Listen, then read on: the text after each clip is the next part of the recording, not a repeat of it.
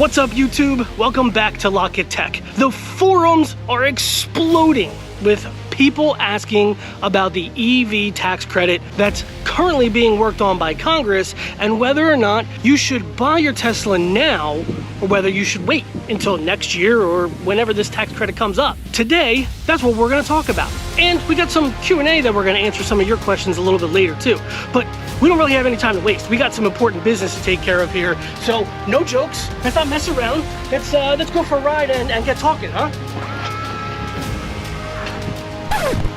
Okay, maybe a few jokes. I can't truly go the whole time without. Yeah, you get it. Let's go.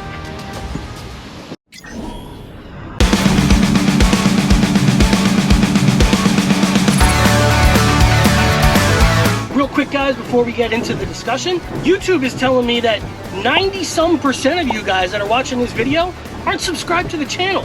What gives with that? You guys all need to click that subscribe button down below so you don't miss anything. We got a lot of great content coming out, so go ahead and hit that subscribe button real quick. And now let's get back to it.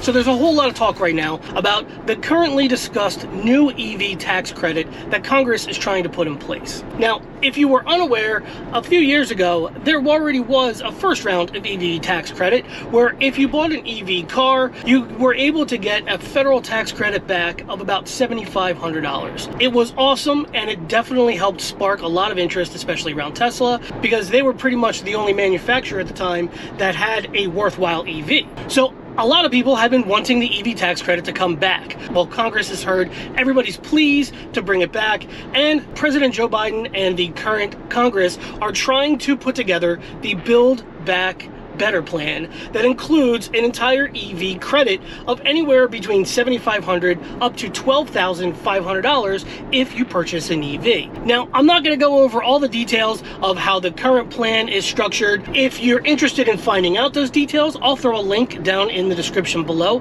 to the Bearded Tesla guy. He gave a great explanation of how the current new tax plan is structured. So if you're looking for more information about it, go check his video out there. However, the forums have been exploding lately about whether or not people should be picking up their Teslas now if it's expected for delivery or in the first quarter of next year, or whether they should wait, push it off, and wait in hopes that this tax credit does get approved and then they would qualify. So the first part of it is, will this tax credit include Tesla? Yes, it should include Tesla. Now, personally, and this is only my personal opinion, this is not based on any fact at all, but I believe Tesla's involvement in the new EV tax credit has something to do with the fact that Tesla is soon going to be opening up all of its superchargers to all EVs, even outside of Tesla. I find it kind of a coincidence that part of the Build Back Better plan includes to have a charging network for EVs of 500,000 chargers available,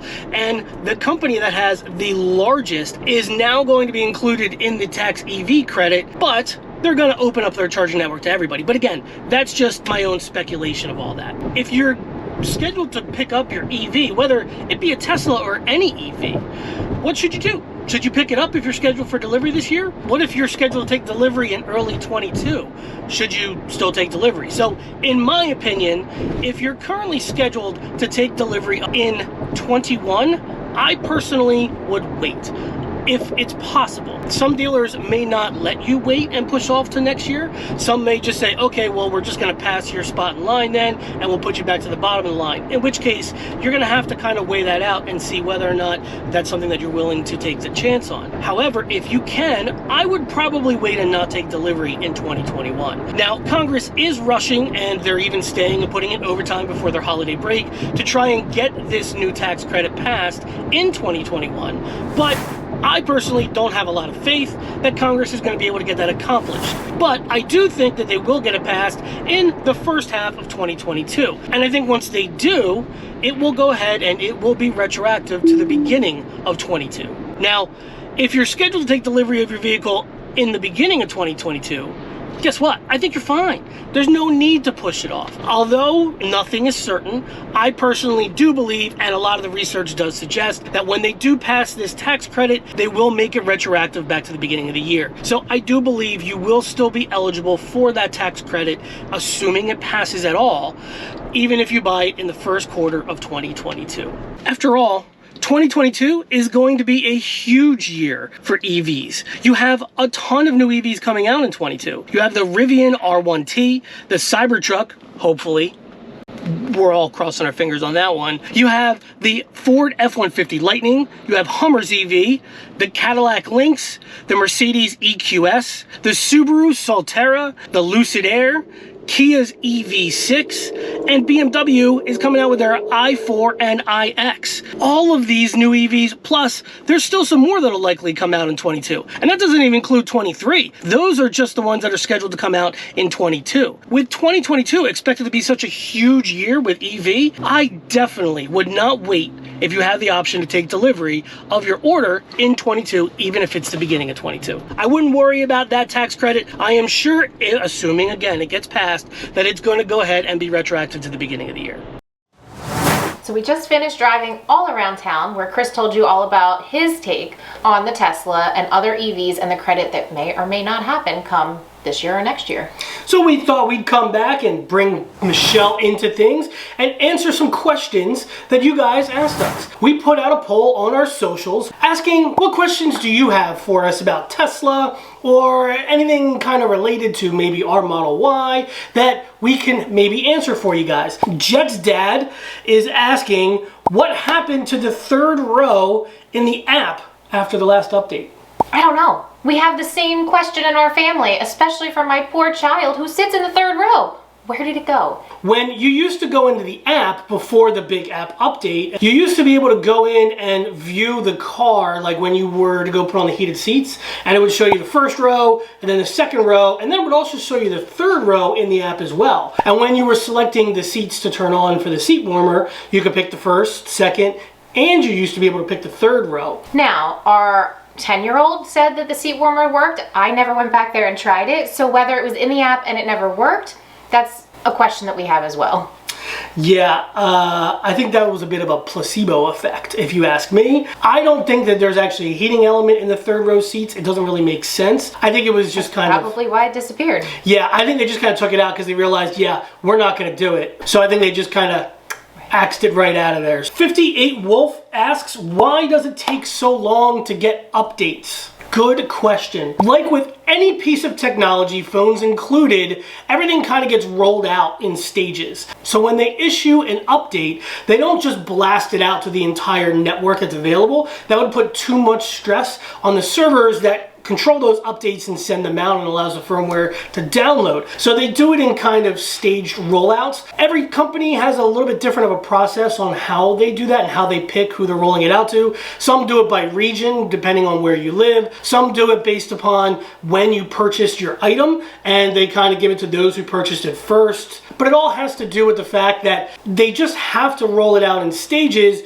Otherwise, their entire system would crash if everybody tried updating at one single time. But if you be patient, you'll get it. Alan Randall 3 is asking, have there been any negative effects of not keeping the Tesla garage kept? I think the only negative effect, and that's going to be regardless of driving and everything, is probably the battery. But other than the battery, we keep our Tesla plugged in at night. Like I've said before in previous videos, I do have the schedule set so that when I go out to my car in the morning, it is warmed up. I've never even had frost on the window because I think of that schedule feature, whereas his car does have frost on the window in the morning. So as of right now, I have not seen any negative effect except obviously the known of the battery. To be fair too, we haven't necessarily owned our Tesla through an entire winter yet. We only took possession of our Tesla back in March of this past year of 21. So we haven't really gone through the bulk of winter. Now, when we bought it, it was very, very cold in March. In fact, there was tons of snow everywhere when we went.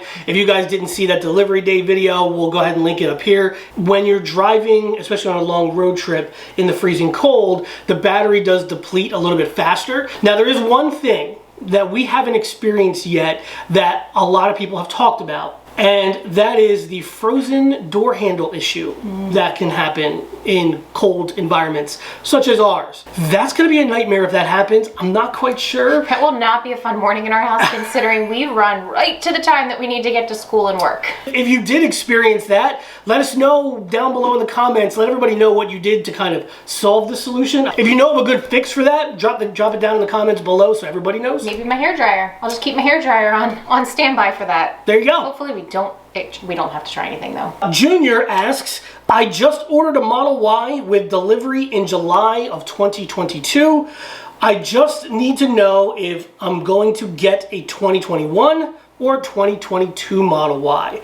First of all, congratulations on your order. That is awesome. You're gonna love it. Absolutely. Love my car still, and it's almost a year later. Yes. That said, Tesla does things a little bit different. Most car manufacturers come out with like a different model every single year. Tesla just goes by and they keep issuing the same vehicle over and over again. However, what Tesla does instead is they will do a refresh. Now, when they do a refresh, that is when there's actually going to be changes made. Otherwise, year to year, it's the same model. The only real difference is when it was manufactured, the manufacturing year. For example, Michelle's brother, right. He bought his Model Y about a month before ours. His was a 2021 issued Model Y. Just like ours. Just like ours. However, he has a completely different interior. His center console is the first generation, where ours was on the refresh, where we got the second generation. And when we got ours, it was even interesting watching different forums online, because at that point, some people still did get the first generation and we weren't sure what we were going to get. It was kind of one of those things when you showed up, it was like, ooh, we got the new one.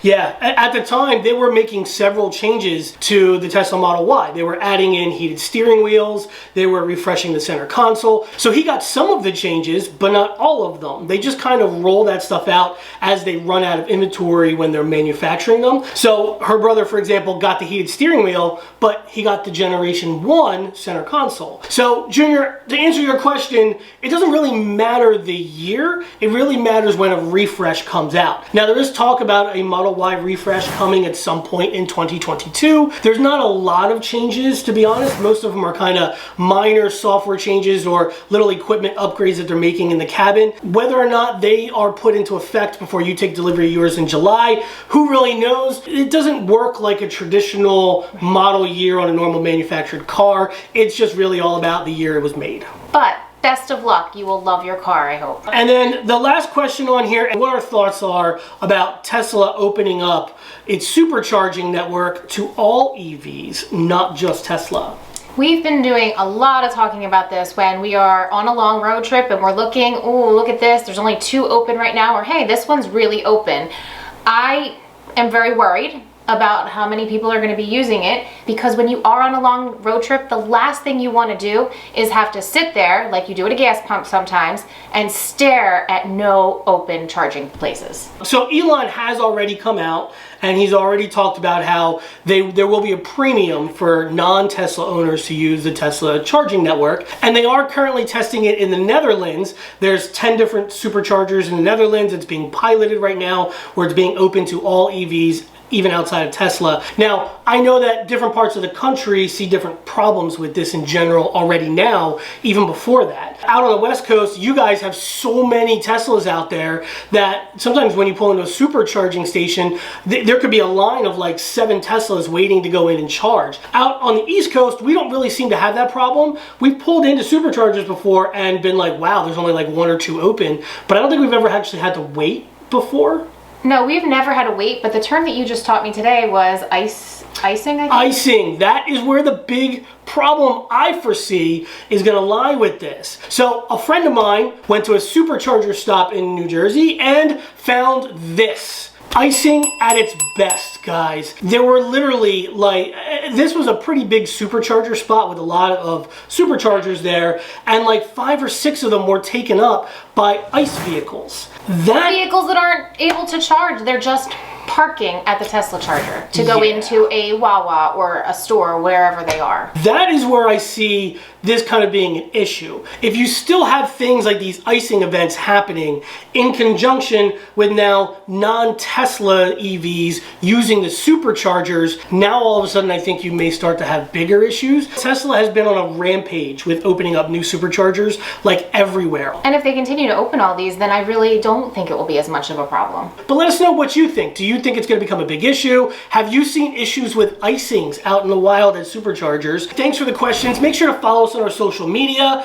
That way you can get involved. We got a lot planned in 2022, guys. This Tuesday, in just like 3 days, if you're watching this on the day this video comes out, we have our new series that's going to be launching for you guys. It is crazy to think that 8 months ago we started this channel and it's kind of become this whole big thing. Yeah. And that's all thanks to you guys. So thank you so much. We promise we won't disappoint in 2022. As always, everybody. Thanks for watching, and we'll see you in another one real soon.